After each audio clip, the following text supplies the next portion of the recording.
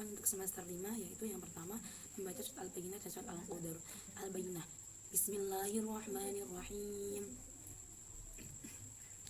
Lam yakunil ladzina kafaru min ahli kitabi al musyrikina munfakina hatta ta'tiyahumul bayyinah rasulun minhum yatlu suhufan mutahharah fiha kutubun qayyimah wa ma tafarraqal ladzina utul kitaba illa min ba'di ma ja'atuhumul bayyinah wa ma umiru illa liya'budullaha mukhlishina lahuddin hunafa wa yuqimus sholata wa yutuz zakata wa dzalika dinul qayyimah. Innal ladzina kafaru min ahli kitabi al musyrikina fi nari jahannam khalidina fiha ulaika hum syarrul bariyah. Innal ladzina amanu wa 'amilus solihati ulaika hum khairul bariyah. Jazaa'uhum 'inda rabbihim jannatu 'adnin tajri min tahtiha al-anhar khalidina fiha abada radhiyallahu anhum wa radu 'an dzalika liman khasyiya rabbah. Yang kedua surat Al-Qadr. Bismillahirrahmanirrahim. Inna anzalnahu fi lailatul qadr wa ma adraka ma lailatul qadr. Lailatul qadri khairum min alfi syahr. Tanazzalul malaikatu war ruhu fiha bi idzni rabbihim min kulli amrin salam. Hiya hatta matla'il fajr. Selanjutnya yaitu surat Al-A'raf ayat 204. Bismillahirrahmanirrahim. Wa idza quri'al Qur'anu fastami'u lahu wa ansitu la'allakum turhamun. Artinya, dan apabila dibacakan Al-Quran maka dengarkanlah baik-baik dan perhatikanlah dengan tenang supaya kamu mendapat rahmat. Selanjutnya surat Al-Imran ayat 159. Bismillahirrahmanirrahim. Fabima rahmatin minallahi linta lahum wa law kunta fadlan ghalidhal qalbi lanfaddu min hawlik fa'fu anhum wastaghfir lahum washawirhum fil amr fa idza azamta fatawakkal 'ala Allah innahu yuhibbul mutawakkilin. Artinya, maka disebabkan rahmat Allah lah kamu berlaku lemah lembut terhadap mereka. Sekiranya kamu bersikap keras lagi berkasar hati, tentulah mereka menjauhkan diri dari sekelilingmu. Karena itu maafkanlah mereka, mohonkanlah ampun bagi mereka, dan bermusyawarahlah dengan mereka dalam urusan itu. Kemudian apabila kamu membuatkan tekad, maka bertawakallah kepada Allah. Sesungguhnya Allah menyukai orang-orang yang bertawakal kepadanya. Selanjutnya yaitu melafalkan hadis tentang sifat dan kepribadian pendidik. Bismillahirrahmanirrahim. Man su'ila an 'ilmin 'alimahu tsumma katamahu ulzima yaumal qiyamati bilijamin minan nar. Yang artinya, barang siapa yang ditanya suatu ilmu kemudian dia menyembunyikannya, maka kelak di hari kiamat dia akan dikendalikan dengan kendali dari api neraka. Selanjutnya yaitu tentang Al-Quran hadis, melafalkan dan memahami makna tema-tema kontemporer Al-Quran. Nah, yang pertama ada kata kompetisi dalam kebaikan, itu harus berlomba-lomba dalam melakukan suatu kebaikan. Kemudian yang kedua ada dialog. Maksudnya itu dialog Al-Quran itu bukan sekedar cerita atau pemanis kisah, akan tetapi ia merupakan butiran-butiran hikmah berharga yang begitu menarik dan kaya akan berbagai faedah atau manfaat. Yang ketiga ada etos kerja, yaitu semangat juga sikap kerja yang total dilandasi niatan lillahi ta'ala, karena Allah ta'ala semata, sehingga pekerjaan tersebut tak hanya mendatangkan materi semata, melainkan juga amalan baik yang disertai dengan ridho Allah. Yang kemudian ada demokrasi, yaitu kedudukan demokrasi di Indonesia sangatlah penting. Terlebih demokrasi dijadikan sebagai cara, bukan sebuah tujuan. Tujuan bangsa Indonesia adalah untuk merdeka dan dengan cara demokratis. Selanjutnya itu ada pluralisme, yaitu prinsip dasar kehidupan sosial yang diarahkan pada pengakuan akan adanya suatu perbedaan. Nah, selanjutnya yaitu multikulturalisme, yaitu gejala pada seseorang atau suatu masyarakat yang ditandai oleh kebiasaan menggunakan lebih dari satu kebudayaan atau beberapa kebudayaan. Jadi ada satu orang atau masyarakat yang punya lebih dari satu kebudayaan, itu multikulturalisme. Kemudian ada pendidikan Islam, yaitu usaha yang dilakukan secara terencana dan bertahap untuk memberikan pengetahuan, keterampilan, dan sikap kepada peserta didik sebagai bekal dalam melaksanakan tugasnya sebagai hamba dan khalifah Allah di muka bumi ini. Hanya tentang akidah akhlaknya itu, yang pertama tentang pengertian akhlak terpuji, beserta contohnya. Akhlak sendiri yaitu tingkah laku yang dilakukan secara teratur sehingga menjadi suatu kebiasaan, itu namanya akhlak. Akhlak ada dua, akhlak terpuji atau mahmudah, dan ada akhlak tercela atau madmumah. Akhlak terpuji itu segala tindakan maupun perkataan segala tindakan maupun perkataan yang didasarkan pada kebaikan. Contohnya jujur, sabar, kemudian tanggung jawab, disiplin, sopan santun. Kemudian induk-induk alat terpuji yaitu berani dalam segala hal yang positif, jujur, benar, amanah, serta rendah hati. Kalau induk dari alat tercela itu ada riya, hasad, dengki, sombong, namimah. Kemudian metode dalam meningkatkan kualitas alat. Nah, bagaimana caranya agar kita bisa meningkatkan kualitas alat kita? Alhamdulillah. Yang pertama itu bisa melalui perumpamaan. Mungkin bisa melalui keteladanan atau uswatun hasanah, meniru orang-orang yang punya alat bagus di sekitar kita, contoh para guru kita, para kiai. Kemudian ada melalui latihan dan pengamalan. Nah, setelah kita tahu beberapa contoh alat terpuji, kita harus diamalkan dan dibiasakan dalam kehidupan sehari-hari. Kemudian bisa dengan cara ibroh atau mengambil pelajaran dari kejadian yang berada di sekitar kita. Kemudian macam-macam alat terpuji. Nah, yang pertama ada husnudzon. Husnudzon itu artinya berprasangka baik terhadap orang lain. Tidak boleh negative thinking, harus positive thinking, itu husnudzon. Kemudian ada taubat, itu kembali taat kepada Allah setelah kita melakukan perbuatan dosa dan berjanji untuk tidak mengulanginya kembali. Kemudian ada bertamu dan menerima tamu. Nah, ketika kita bertamu harus ada alatnya. Contoh ketika bertamu, mengucap salam terlebih dahulu, mengetok pintunya terlebih dahulu. Kalau 3 kali ketok kan tidak ada jawaban selamat, tidak ada yang keluar dari rumah, sebaiknya kita tidak mengetok itu kembali tapi langsung pulang saja. Nah, ketika kita berada di dalam sudah dipersilakan masuk, kita tidak boleh sembarangan memasuki ruangan lain selain ruang tamu, dan jangan melihat isi rumah, itu tidak sopan. Nah, kemudian ada etika menerima tamu. Sebaliknya, kalau kita sebagai tuan rumah, nah ketika ada tamu langsung dipersilakan masuk, kemudian diberi air minum seadanya sepunyanya. Kalau punyanya air putih, kalau ada es sirup. Nah, kalau bisa memuliakan tamu. Kalau bisa, kalau ada makan dikasih makan.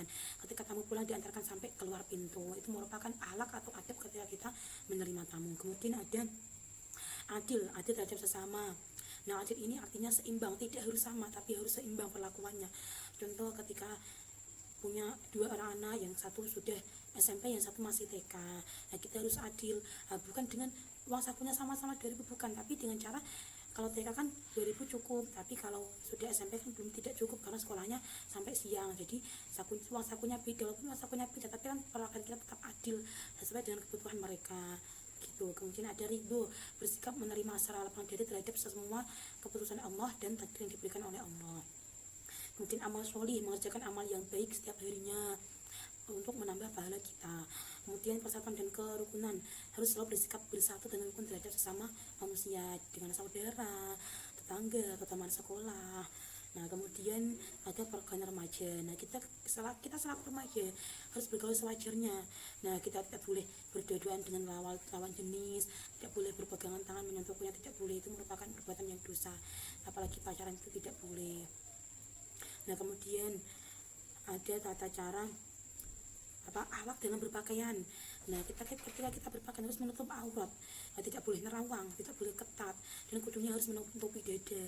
Nah, ketika berhias tidak boleh terlalu menor, cukupnya saja. Kemudian ada ketika kita di perjalanan, tidak boleh ketika kita boncengan dengan orang lain.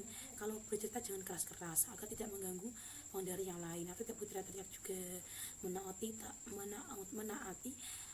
aturan lalu lintas. Nah, kemudian ada fikih, santunya fikih. Yang pertama ada hukum kepemilikan yaitu janganlah kita mengambil secara paksa milik orang lain. Ketika ada seorang punya barang, kita tidak boleh mengambil secara paksa, boleh meminjam tapi tidak boleh mengambil secara paksa.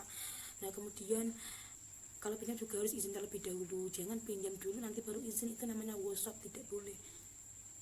Nah, kalau kita menggunakan barang orang lain juga harus dijaga, tidak boleh diletakkan sembarangan, harus dijaga.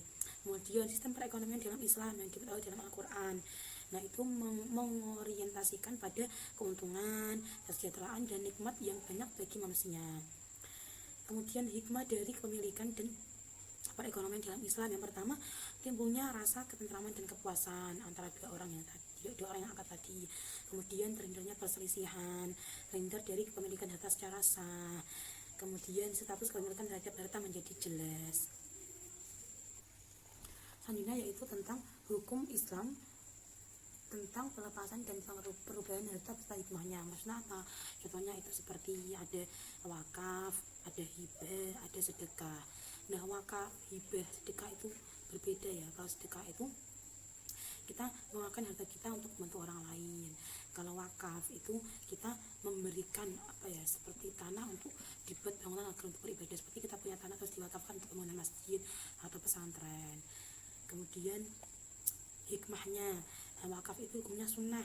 Hikmahnya itu menanamkan sifat zuhud dan melatih menolong kepentingan terhadap orang lain, menghidupkan lembaga-lembaga sosial maupun kemasyarakatan demi menyiarkan agama Islam. Kemudian memotivasi umat Islam untuk berlomba-lomba dalam beramal, karena pahala wakaf akan terus mengalir sekalipun pemberi wakaf itu sudah meninggal. Jadi ketika kita sudah mewakafkan tanah untuk pembangunan masjid atau untuk pesantren, ketika kita wafat atau meninggal tapi bangunan itu masih ada, maka kita terus mendapat pahala dari orang yang berada atau orang yang melaksanakan ibadah di tempat tersebut. Jadi pahalanya sangat banyak. Kemudian ada hibah. Hibah itu hukumnya mubah boleh. Dengan hikmah menumbuhkan rasa kasih sayang kepada sesama, kemudian menumbuhkan sikap saling tolong menolong, dapat mempererat tali silaturahmi. Alhamdulillah. Akhirnya itu sedekah. Sedekah itu hukumnya wajib. Jadi meskipun kita punya hartanya sedikit, itu kita harus mensedekahkan sedikit, seperpersen dari harta tersebut gitu. Karena apa? Karena di dalam harta kita itu ada milik atau bagian orang lain. Sedekah juga tidak bisa dengan harta, bisa dengan dengan tenaga membantu orang lain, bisa dengan ilmu, dengan cara mengajar. Nah, kemudian selanjutnya ada hukum Islam tentang wakalah dan sulhu beserta hikmahnya.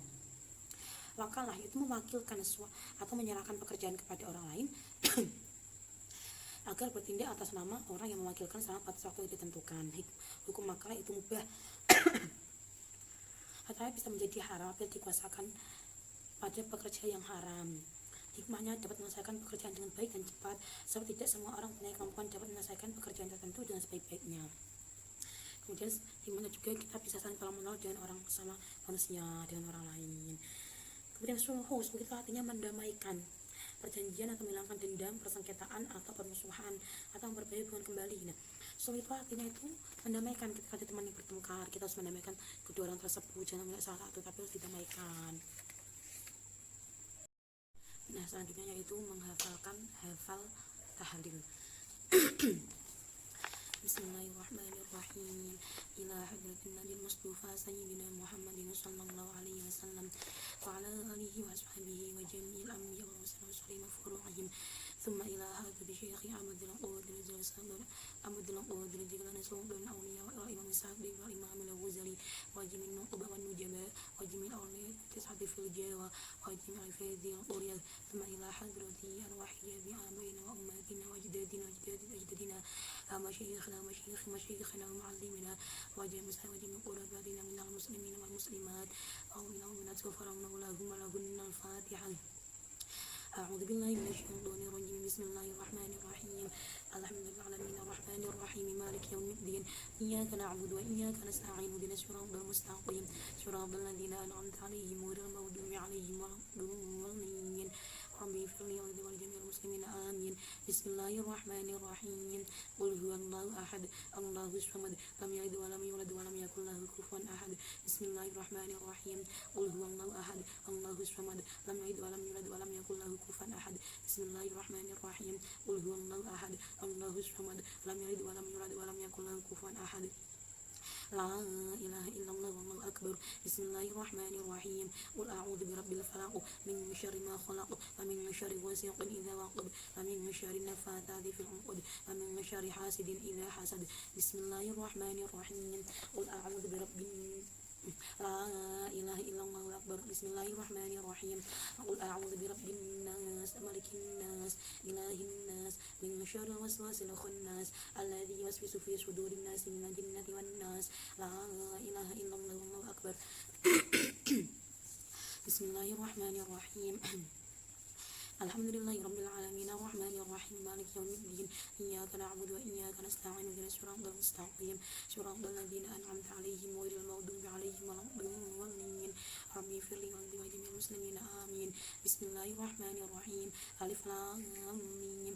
ذلك الكتاب لا ريب فيه هدى للمتقين الذين يؤمنون بالغيب ويقيمون الصلاة ويرزقون بما مصرفون والذين يؤمنون بما أنزل إليك وما أنزل من قبلك أفبالآخرة هم يوقنون أولئك على هدى من ربهم وأولئك هم المفلحون فإلهكم إله واحد لا إله إلا هو الرحمن الرحيم الله لا إله إلا هو الحي القيوم لا تأخذه سنة ولا نوم له ما في السماوات وما في الأرض من ذا الذي يشفع عنده إلا بإذنه يعلم بيده وما خلفهم ولا يحيطون بشيء من علمه إلا بما شاء وسع كرسيه السماوات ولا يؤوده وهو العلي العظيم واسمه ونكلم الله ونعم النصير ولا حول ولا قوة إلا بالله العلي العظيم استغفروا ربكم إنه كان غفارا أستغفر الله العظيم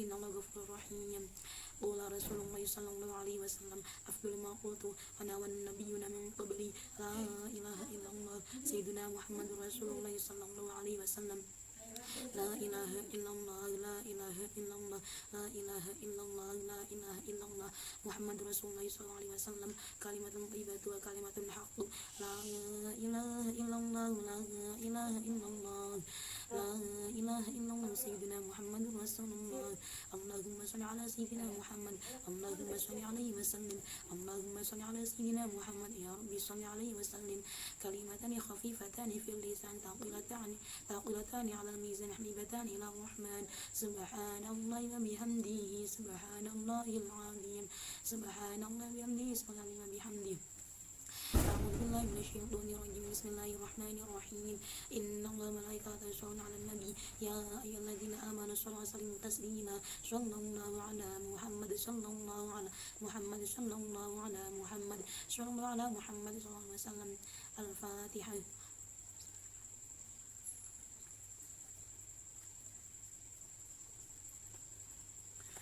Selanjutnya yaitu SKI menjelaskan latar belakang terjadinya masa modern secara Islam. Nah, pembaharuan dalam Islam muncul karena mempunyai tujuan, yaitu untuk membawa umat Islam kepada kemajuan. Sebab pada periode pertengahan umat Islam pada masa modern ini, keadaan malah menjadi terbalik. Justru umat Islam yang ingin belajar dari Barat lantaran kemajuan bangsa Barat dalam ilmu pengetahuan, teknologi serta peradabannya.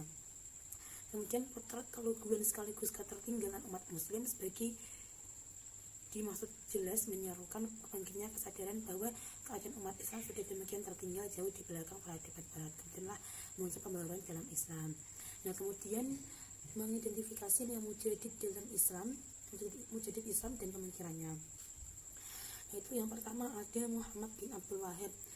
Yaitu beliau mengembangkan ilmu tauhid, yaitu ilmu yang pelajaran tentang ketuhanan yang bertujuan untuk memurnikan akidah Islam sesuai dengan perintah Allah dan Rasulnya.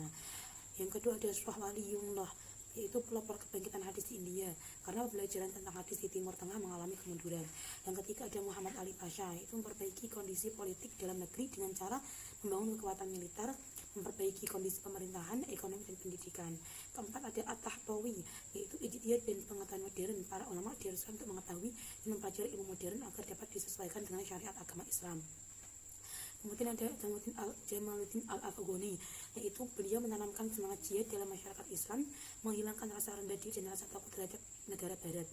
Yang ketiga menunjukkan 5 karya yang terkait masa modern Islam, yaitu ada gerakan pembaruan yang diciptakan oleh Abdul Wahhab yang dikenal dengan gerakan Wahabiyah. Kemudian ada gerakan pan-Islamisme, yaitu penyatuan seluruh umat Islam yang digerakkan oleh Jamaluddin Al-Afghani. Yang ketiga ada Muhammad Rashid Ridho yang menerbitkan jurnal Al-Urwah Wusqa. Kemudian ada Muhammad Abdul juga menyusun kitab yang berjudul Ar-Risalah At-Tauhid. Ada Muhammad Abduh, yaitu beliau pembaharu Islam di Mesir, penerus dari gerakan Wahabi dan pan-Islamisme.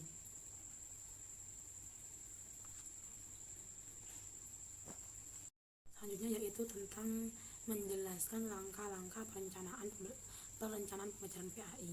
Nah, sebelum melakukan pembelajaran kita harus menyiapkan RPP terlebih dahulu untuk mengecek nanti bagaimana kegiatan yang akan kita lakukan. Nah, ketika sudah masuk kelas, yang pertama dilakukan yaitu mengucap salam, kemudian menyapa anak-anak dan menanyakan kabar mereka, berdoa terlebih dahulu. Setelah berdoa, kemudian absensi terlebih dahulu. Setelah itu mereview materi sebelumnya, pertemuan sebelumnya, minggu sebelumnya. Kemudian kalau saat mereview itu bisa dibarengi dengan ice breaking agar mereka semangat membuat pembelajaran. Nah, setelah review materi kemudian menyampaikan tujuan pembelajaran, kemudian menyampaikan pembelajaran. Nah, setelah itu juga diberi ulasan sedikit atau kesimpulan pembelajaran pada hari itu.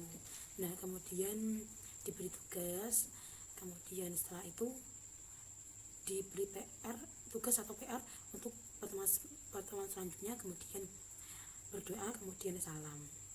Nah, untuk yang kedua terampil menyusun silabus dan rencana pelaksanaan pembelajaran TKP PPN. Nah, sebelumnya pada semester 5 itu saya sudah pernah melaksanakan PPL di MA Menganti ya. Di situ juga saya pernah membuat silabus juga RPP.